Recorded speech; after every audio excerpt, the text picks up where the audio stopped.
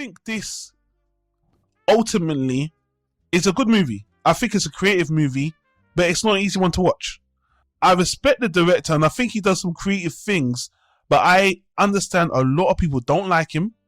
A lot of people don't like the subject matter or his philosophy on life, which I kind of disagree with myself. But at the same time, I can't deny that what he did here was different. It was interesting. And although it's low budget, it does stand on its own as something that stands the test of time for its brashness, I guess. And he's a very meek, fugly, quirky director, but he's bringing something different to the table. So, look, I liked the movie the first time I watched it because I thought it was fake. Knowing everything I know now, I find it a lot more questionable. But in saying that, I'm like, that's just because I don't agree with his ideology. But I do like the message of the film. Ultimately, I just think maybe if Woody Allen did this, it would be a lot more actually funnier. It would have more jokes, and it probably wouldn't be as repetitive and a bit shorter. Yeah, if Woody Allen made this movie, especially with the things that went on in his life, he wouldn't have made this movie. But in his early days, in the early days before Dylan, in the 70s, I could see him doing something like this in one of his early first 5 films. And I could see Woody Allen making this work as an early slapstick comedy. As for Kaveh Zahidi in the early 2000s, this movie was kind of controversial, still controversial to this day. Oh, and lastly, before I let you say your last piece, James, or however you want to continue, James, I went on YouTube to see a review of this. And there's a review of this movie there's a channel called Film Threat, and there's these 2 critics talking about the movie, and one's a woman, and she mentioned a part of the movie which I kind of writ off, but she said the worst part of the movie wasn't even any of his, disregard to not the arguments, not the continuous prostitutes. It's one little exchange he says where he looks at his girlfriend at one point and says, "For the first time, I see you as like a person with thoughts and feelings." And she says she found that so abhorrent and disgusting she couldn't continue watching the movie. And I can see why that line, apart from everything, that he finally saw a woman. I think it was a woman that accepted, his love for prostitutes. I think when he said that line, it was a really probably one of the lowest points of the movie. In that I didn't even think of it that way. But from a female perspective, I was like, wow, I could definitely see how this could be very triggered. There you go.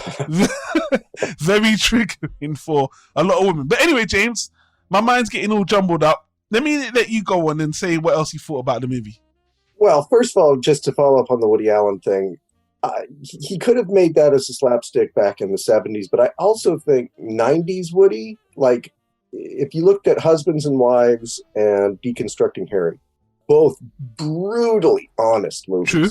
He could have done it in a more serious, still kind of comical way, but he could have done it a more serious way. But I'm going to tell you a little story real quick. Go ahead, man. Go ahead.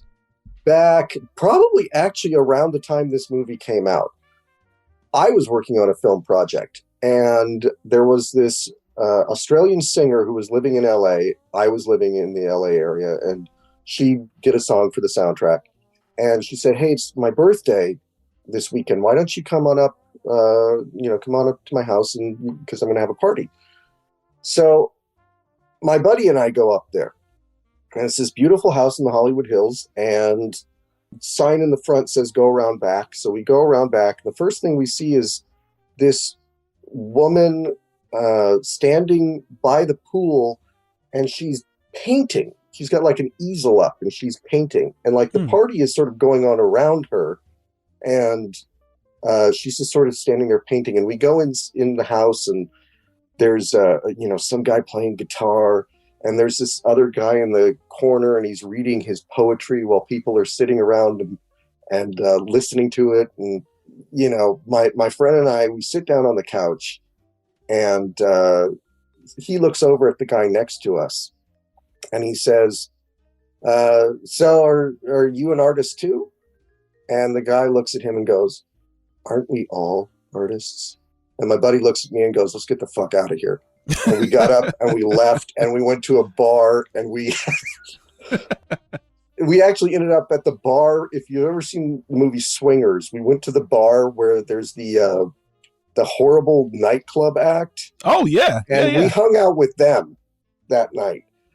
But the point of my story is I fucking hate pretentious people. And there's a fine line between like, and people will say, well, you hate pretentious, but you watch the Woody Allen movies. There's a very, very fine line where there's a difference between kind of pretentious, but really, like Woody might talk about Truffaut, but he does so in a funny, entertaining way. And there's nothing wrong with liking Truffaut, and there's nothing wrong with liking, going to European countries and looking at art and liking jazz and all these things that are kind of pretentious. And then there's that line of, well, I'm an artist and, my work really represents my life. And doesn't it represent all life? And that's when I go, fuck you, I'm out. And that's what I felt from Cave, was just like, I got this feeling of like, if I were around him, I would not like him. And at first, like I said, that first half hour where I wasn't really sure what I was watching, I laughed at certain things. There's a part where he's talking about how he flagellates himself over his desires, and then it shows him up on a cross. And he just looks at the camera and goes, can I get down now? And that made me laugh, and some of the stuff made me laugh. But the more that I started to realize, holy shit, this is all real, the more I started to just go, okay. Like, really, after that scene where he asks the actress to just, can you just do it? That was when I don't like you anymore. I'm not rooting for you anymore. Because this isn't something, it's not like he's telling a story from the past and he's recreating this moment where he did this thing that he should be embarrassed by. This is behind the scenes footage. And like I said, when I looked into it afterwards, I thought, I hired this actress to play my ex-girlfriend. And it turns out she was a porn star.